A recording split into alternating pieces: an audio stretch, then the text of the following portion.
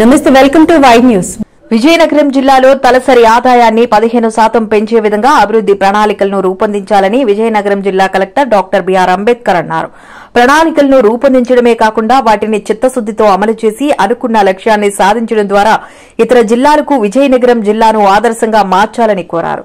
Swarnandhra at the day 2047 vision plan పై నియోజకవర్గ స్థాయి అవగాహన కార్యక్రమం బొబ్బిల్లో జరిగింది. జిల్లా కలెక్టర్ అంబేద్కర్ మాట్లాడుతూ 2029 సంవత్సర లక్ష్యాలు, విజన్ 2047 విజన్ ప్లాన్ లక్ష్యాల సాధనలో క్షేత్రస్థాయి అధికారులదే కీలక పాత్ర అని, ప్రతి ఒక్కరూ ఆ దిశగా కృషి చేయాలని కలెక్టర్ పిలుపునిచ్చారు. వివిధ శాఖల అధికారులు తదితరులు పాల్గొన్నారు. అంతకుముందు ప్రకృతి వ్యవసాయ ఉత్పత్తుల స్టాల్ ను కలెక్టర్ తిలకించి రైతులకు నవధాన్యాల కిట్లను అందజేశారు.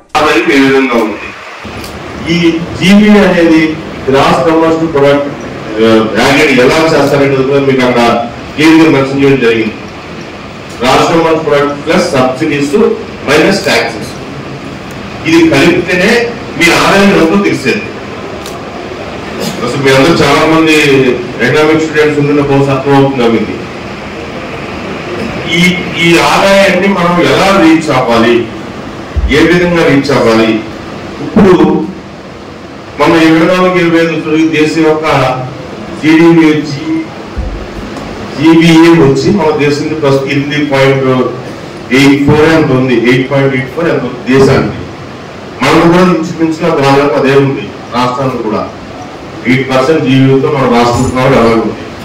దీన్ని 15% పెంచాలి అన్నది గౌరవ ముఖ్యమంత్రి గారు ఆదేశాలు. తలసరి ఆదాయాన్ని మనం ఏదైతే 8% ఉన్నామో అది 15% పెంచాలి అనేది గౌరవ ముఖ్యమంత్రి గారు ఆదేశం.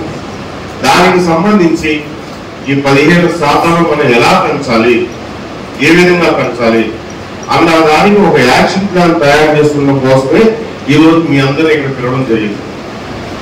ఈ తలసరి ఆదాయాన్ని పెంచడానికి మనం మూడు సర్వీస్ సెక్టర్ మీకు ఆల్రెడీ సిపిఓ గారు మీకు వివరంగా చెప్పడం జరిగింది. ప్రైమరీ సెక్టర్ సంబంధించి వచ్చేటప్పటికి మనకు అగ్రికల్చర్ అని అంటాం. మన అగ్రికల్చర్ కానీ, హార్టికల్చర్ కానీ, లైఫ్ స్టాక్ కానీ, లేదా ఫిషరీస్ కానీ, వీటి మీదే ఈ 4 కలిపితే వచ్చేది ప్రైమరీ సెక్టర్. సెకండరీ సెక్టర్ తొలగిన ఇండస్ట్రీస్, ఇన్ఫ్రాస్ట్రక్చర్,